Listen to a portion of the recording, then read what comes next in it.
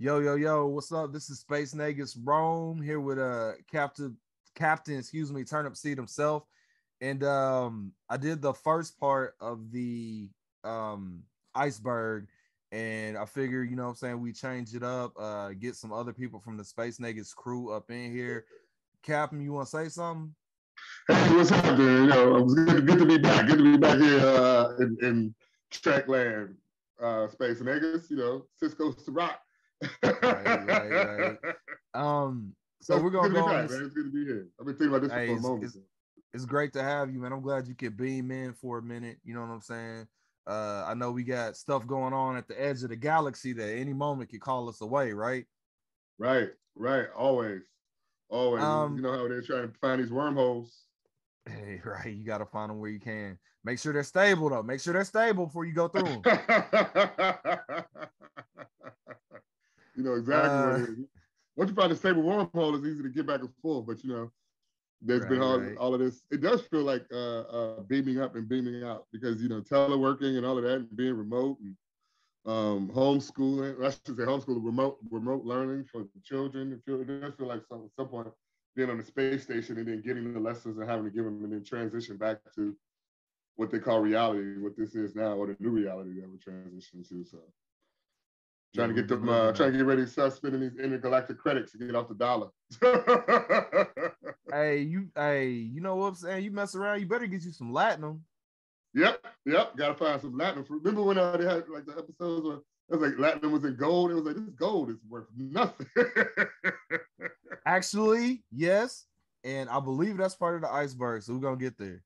Um, Yo, so let's get started. The iceberg concept, if you saw the previous video, you basically just go through things from Star Trek and you comment on them. And basically, I guess you're the biggest Trekkie ever if you know all this stuff without having to research it. Unfortunately, uh-huh. unfortunately, I have fallen short. I didn't quite make it to that celestial gate of the prophets yet, but so we'll start with Midnight's Edge. Apparently, this is a dude on YouTube that really hates quote unquote new Trek or quote unquote woke Trek, even though I'm pretty sure Trek's always been sort of woke. Right. That is what Star Trek is. It was more of the balance than it was the unbalance, right? Or the imbalances. Well, I mean, and you got to think like you pretty much have to make a conscious effort in the 60s to be like, I'm gonna have a bridge crew. It's gonna be a complete non-human person or a black woman, a woman at that, but a black woman, an Asian dude and a Russian guy at the, you know what I'm saying, the heat of the Cold War. Like Yeah. I'm pretty sure that was, a message was trying to be delivered there.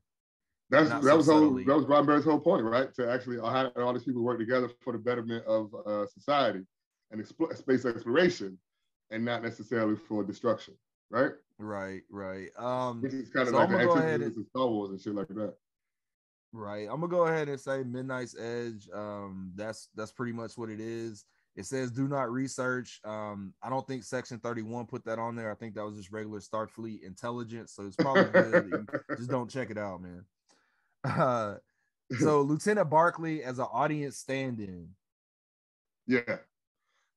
I think it's funny because we were talking offline about what you thought Lieutenant Barclay. No, you thought what you know Lieutenant Barclay to represent. I thought Lieutenant Barclay was there to represent the skeptics in the audience who are watching Star Trek, who need to be brought into the show, so to speak, right?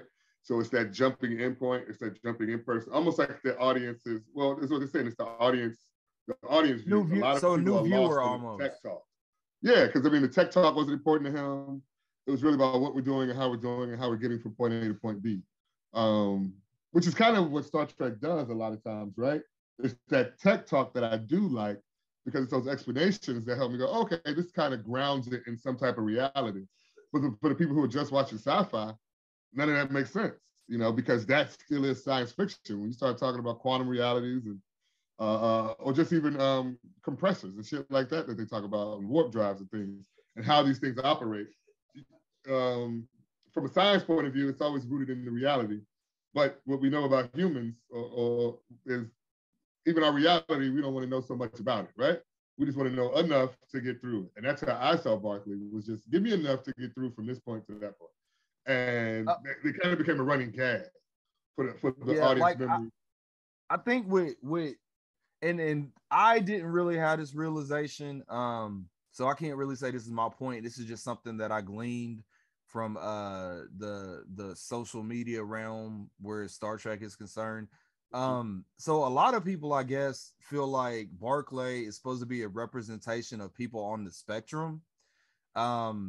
Which, I mean, I guess I can see that. It never really dawned on me, but it's crazy because you have people that identify as being on the spectrum, that said, yeah, he is, and then I don't like him because of it, or I don't like the way they played it, and then some that said, yeah, he is, but it made me feel like seen, that, you know, this was represented on Star Trek. But just as the audience itself, I never really got that from Barkley. Honestly, to me, I would think like Crusher would almost be more so the audience stand-in, but I can see that his appearances got lessened over the course of the season too. And so maybe some people are like, oh, well, you know, Barclay being the new person is supposed to be like that guy. I don't really see him though as an audience stand-in. I see the it's funny because you said the artistic part about, you know, the spectrum. I guess I can see that. I think it's sort of it's like him? The way he's an engineer, right? He was an engineer. Yeah. But I think he is an engineer. He is. Yeah, I think they see it more so as like the obsession with the holodeck. Okay. His obsession with things that now. Okay, I guess I can see that. Because you remember in Voyager, like, I mean, I think didn't he like make a holodeck house and live there? Yeah, he lived in the holodeck. That was like he had a whole episode where he was there. That was his. He didn't come out, right? And they were like, you have to come out. That part I could see, because he had to come out and interact with the crew, right, and interact with reality. So that makes sense. Now, with that in mind, with that whole, like, I want to immerse myself in Star Trek, or rather, I want to immerse myself in the fantasy, and his fantasy just so happened to be like, I'm on a starship, blah, blah, blah. So do you think with that in mind, I don't know, it's almost like I'm sort of talking myself out of it. Like everybody else, like the other engineers, like everybody knew their job, right? It wasn't that he didn't know his job. It's just that he wasn't, to me, like wrapped up in it. I guess that, to me, he was like a regular person. So when you have the Star Trek, when you talk about Enterprise, and even when you talk about Voyager and them being out there, you know, you're talking about, you know, supposedly the best of the best in Starfleet. But he actually showed to me that Starfleet, you had regular students at Starfleet. You dig what I'm saying? No, I got you, bro. But this is what I'm saying about, I'm almost talking myself out of it, that he is the audience stand-in just because of, he's literally cosplaying being a Starfleet officer as he's a Starfleet officer. And it's like, you know what I'm saying? Like, so the Trek fans that like really immerse themselves in Trek culture and stuff. So I sort of almost get it now. Like, oh, okay, I could see that a little bit, but I would say that's definitely more the Voyager Barclay than the TNG Barclay, if that makes sense. Yeah. I think he got developed more in Voyager, definitely. But they didn't have more space to develop him because they're out further, right? So you could dedicate a whole episode to him. I also think it was an attempt to, hey, we got a tie to TNG, right? Yeah. So we're gonna exploit that tie as many ways as we can, and you know what I'm saying? Yeah. Yeah, I mean, I guess he's the fantasy. I see what you're saying. He is the person who, the cosplay. That's a good point. That's a very good view of him, because that's exactly what he is. He's the character. Right. It's like, bro, you actually have real Starfleet things you could be doing right now, but you're in the holodeck. But he would rather be in the holodeck doing some other stuff. And then they also, like, that was also their way of encouraging that, like, while you're away, have that kind of fun, that levity, you know? Not that they didn't have it. Everybody went to the holo suite, but you could also get hooked on it too, right? Right. You could get hooked on that reality. And it ties into the episode with Nog too, when he sort of had the little, he wasn't really addicted to it, but it was almost like a depression escaping mechanism, I Yeah, guess. it's an escape mechanism, which is what the holodeck is supposed to be, because it's supposed to give you that sense of home, right? Yeah. It's supposed to be that. It's supposed to take you to places like, for what's his name? Picard would go to his favorite Shakespeare plays, and Janeway would go to all of her Victorian novels or hang out in Da Vinci's place. So you are supposed to indulge yourself in those things, which we ain't gonna talk about indulgement, man. Indulging is for quarks, okay? Well, I guess part of what we're saying is if you don't have fun, if you don't get away, you will lose your mind, especially when you're on those trips, because you're stuck in this. You're in space, but you're stuck in this thing in space, which means there's never enough space in space.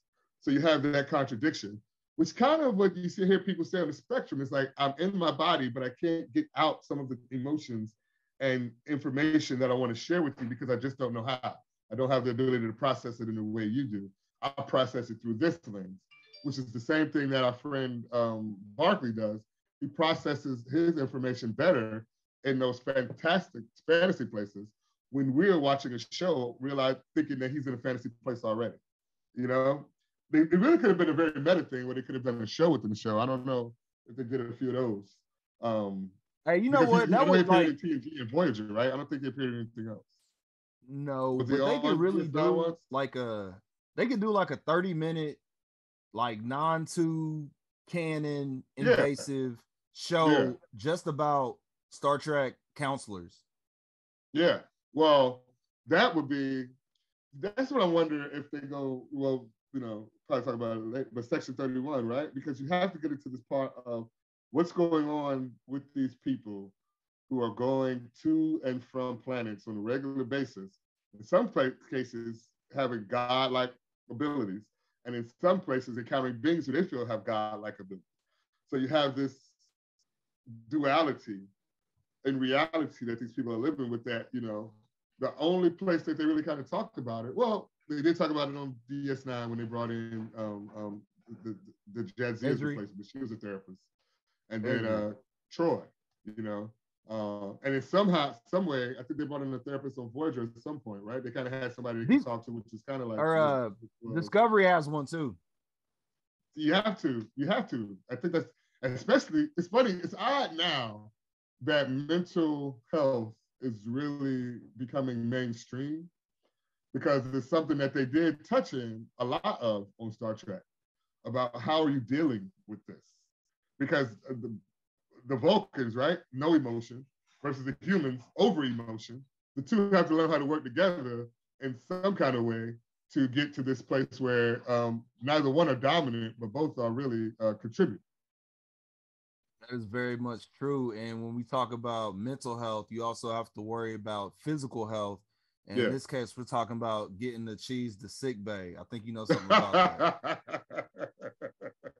Get the cheese to sick bay. Let the doctor look at it. I feel awful about this. I assure you, I had no idea. More gel packs must be down. If this is getting to the environmental systems, we may be in more trouble than we thought. Neelix, this wasn't your fault. The important thing is that we found the source. Get the cheese to sick bay. The doctor should look at it as soon as... One day they really need to calculate the cost risk analysis of dealing with Neelix. Because it couldn't have been that high, man. It couldn't have been that high. It seemed like they were going to kill him a few times, and they decided not to. They played with killing him a few times. But he was, Neelix was always doing something that kept it going, right? But he was their guide, but he was a piss poor guy because he didn't know people